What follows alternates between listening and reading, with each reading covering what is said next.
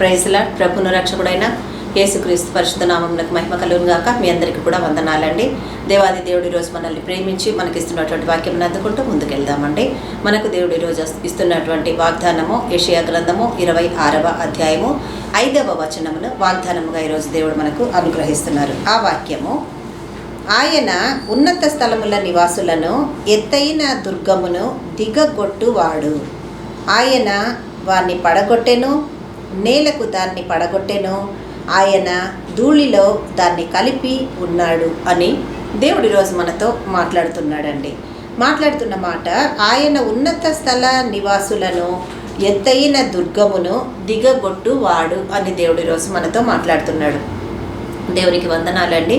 ప్రియ సహోదరి సహోదరుడా, ఈరోజు మనమున్న పరిస్థితులలో మన దగ్గర ఏది లేదని ఎదుటి వ్యక్తులు అన్నీ కలిగిన వారు, అన్నీ ఉన్నవారు మనల్ని హేళన చేస్తే, అది బంధువులు కావచ్చు, సొంత వాళ్ళు కావచ్చు, స్నేహితులు కావచ్చు, బయట వాళ్ళు కావచ్చు, ఏ సామాజిక పరంగా అయిన వాళ్ళు కూడా కావచ్చు అండి. అంటే వాళ్ళకు ఉన్నదాన్ని బట్టి ఈరోజు పరిస్థితులు ఎలా ఉన్నాయని అంటే, జ్ఞాన విషయంలోనో ఇంకే విషయంలోనైనా కూడా వాళ్లకు సమానంగా ఉన్న వాళ్ళ మీదనే దృష్టి నిలిపి, వాళ్లే గొప్పవాళ్ళు, వీళ్లే మాకు సమ ఉజ్జీలు అని అనుకుంటూ వాళ్ళతోనే ఉండడానికి, వాళ్ళతోనే కలిసి అన్ని పంచుకోవడానికి, వాళ్ళు గ్యాదర్ అవడానికి వాళ్ళకు వాళ్ళే హెచ్చించుకుంటూ తిరుగుతూ ఉంటారండి.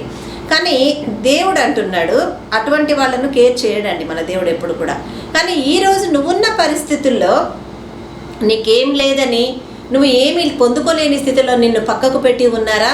దేవుడు అంటున్నాడు, ఈరోజు నీది కూడా తీసుకొని, నీకు సంబంధించిన దానిని కూడా స్వతంత్రించుకొని, నీకు రావాల్సిన దాని మీద అన్యాయముగా వాళ్ళు తిరుగుబాటు చేసి నిన్ను పక్కకు పెట్టి ఉన్నారా? నీ సొత్తు, నీ సొమ్ము, నీ ఆస్తి, నీవి దేవుడు నీకు ఆశీర్వాదంగా కలుగజేసిన దాని మీద దౌర్జన్యముగా నీ దగ్గర నుంచి లాక్కొని వారు స్వతంత్రించుకొని అనుభవిస్తున్నారా?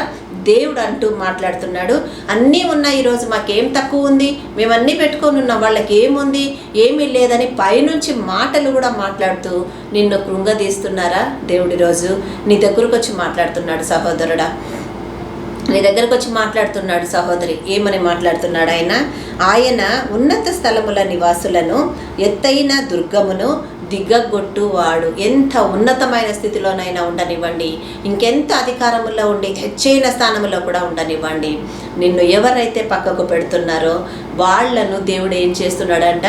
దిగగొట్టువాడై ఉన్నాడంట. అంటే అట్టడుగు స్థితిలోనికి తీసుకొని వచ్చే దేవుడై ఉన్నాడు. ఆ తర్వాత ఆయన వాణ్ణి పడగొట్టెను, నేలకు దాన్ని పడగొట్టెను, ఆయన ధూళిలో దాన్ని కలిపి ఉన్నాడు. అంటే ఒక్కసారి నీ పక్షముగా దేవుడు కదిలితే ఏ కార్యాలు చేయగలడో నీవు నమ్మినా, నీవు విశ్వసించినా, ఆ కార్యములను చూడడానికి నువ్వు సిద్ధపడినా, దేవుడు నీ పట్ల చేయబోతున్న ఆశీర్వాదాలను నువ్వు అందుకొని ఆయన్ను మహిమపరచబోతున్నావు.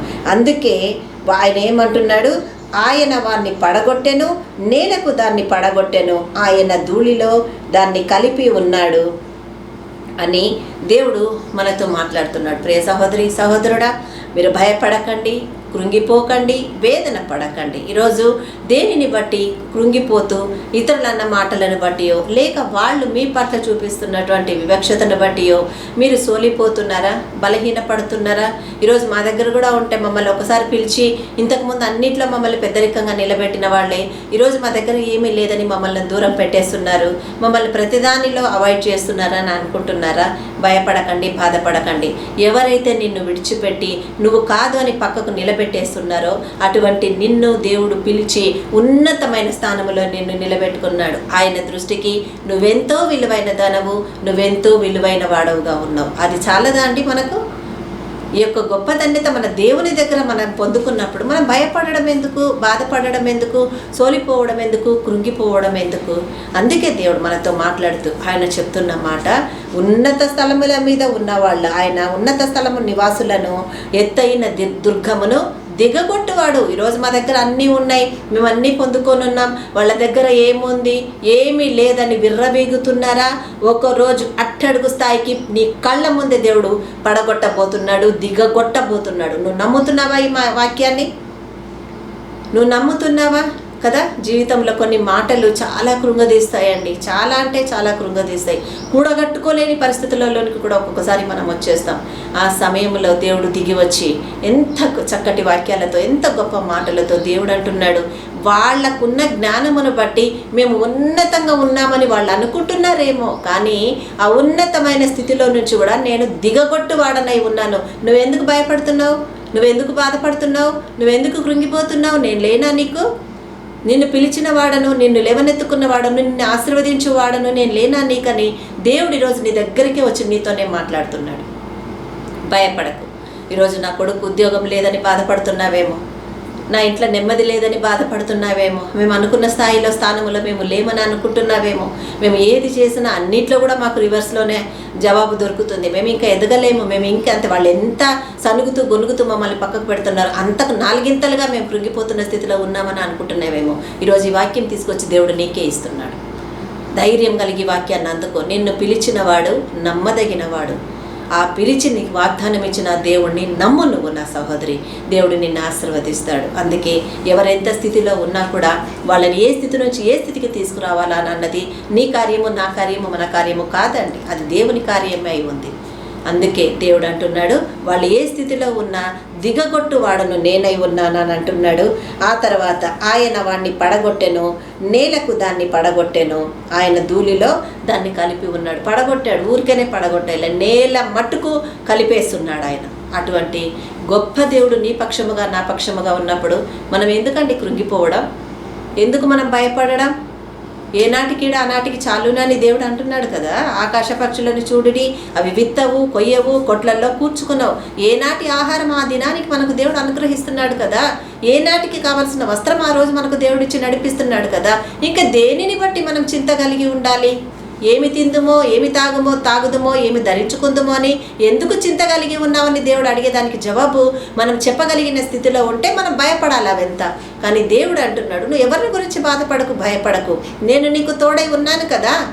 ఎవరు నిన్ను కృంగదీస్తున్నారో, ఎవరు నిన్ను బాధ పెడుతున్నారో, ఎవరు నిన్ను భయపెడుతున్నాడో, ఏ పరిస్థితులు నిన్ను నిలబడనీయకుండా చేస్తున్నాయో వాటికన్నిటికీ చాలిన దేవుడను నేను నీకు తోడున్నంత వరకు నువ్వు భయపడాల్సిన అవసరం లేదు. నా కృప నీకు తోడుగా ఉన్నది కాబట్టి భయపడకు. నేనేమై ఉన్నాను? వాణ్ణి ఉన్నత స్థలముల నివాసులను, ఎత్తైన దుర్గమును కూడా దిగగొట్టువాడు.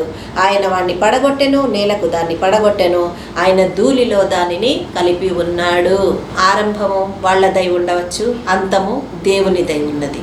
అది చేయగలడాన్ని నువ్వు నమ్మితే ఈ దిన వాగ్దానము ద్వారా దేవుడు నిన్ను బలపరిచినందుకు ఆయన కృతజ్ఞతా స్తోత్రములు చెల్లించి ఆ సర్వోన్నతిని మహిమపరుద్దాం. ఇటు కృప దేవాది దేవుడి వాక్యం ద్వారా మనకందరికీ అనుగ్రహించును గాక.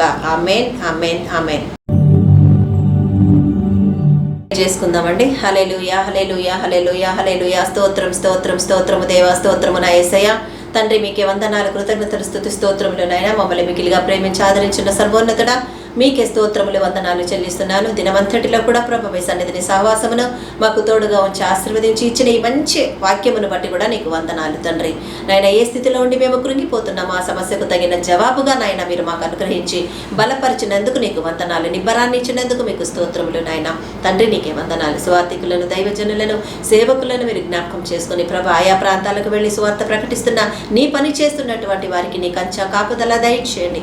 ఆయుష్ను, ఆరోగ్యమును దయచేయండి. వారి ప్రతి అవసరాన్ని నజరేయుడైన యేసు నామమున తీర్చబడును గాక. యథార్థ మార్గంలో ప్రతి ఒక్కరు ఉండడానికి సహాయము చేయండి నాయన. దేవా నీకు వందనాలు, నీకు స్తోత్రములు, స్తుతులు చెల్లిస్తున్నాము నా తండ్రి. ఎగ్జామ్స్ రాయబోతున్న బిడ్డలకు సహాయము చేయండి, జ్ఞానం ఇవ్వండి ప్రభా. మీ హస్తమును తోడుగా ఉంచి వారికి పునరుత్థాన విజయమునిచ్చి ఆశీర్వదించి చక్కటి భవిష్యత్తులోనికి నడిపించండి. వివాహము కాని వారి కొరకు ప్రార్థన చేస్తుండగా వారి జీవితాలకు కావాల్సిన మంచి నైనా వివాహ భాగస్వాములను వారికి దయచేయండి. వివాహానికి కావాల్సిన సర్వము సకలము కూడా మీరు పరలోకము నుంచి అనుగ్రహించి మీరే మహిమ పొందమని మరొకసారి మీకు కృతజ్ఞతా స్తోత్రములు, వందనాలు చెల్లిస్తూ యేసు నామమున నా ఈ ప్రార్థన మీ ఆశీర్వాదముగా మేమందరం కూడా అడిగి పొంది ఉన్నాము మా తండ్రి. ఆమేన్, ఆమేన్, ఆమేన్. హల్లెలూయా. అందరికీ ప్రైజ్లాడండి. దేవాది దేవుడికి స్తోత్రము. ఈ వాక్యం ద్వారా నేను ఆదరించబడ్డాను అని అనుకుంటే మీరే కాదు ఇంకా అనేకులు కూడా ఆదరించబడాలి. సో అందరికీ కూడా ఈ ఛానల్ను పరిచయం చేయండి, మీరు సబ్స్క్రైబ్ చేసుకోండి, అనేకులకు ఈ మెసేజ్ను షేర్ చేయండి. Praise the lord. నూతన సృష్టిగా చేసి నీ పాత్రగా నన్ను మలచి నీ దేవ తనకర్హుడగా చేసిన దేవానికే స్తోత్రం.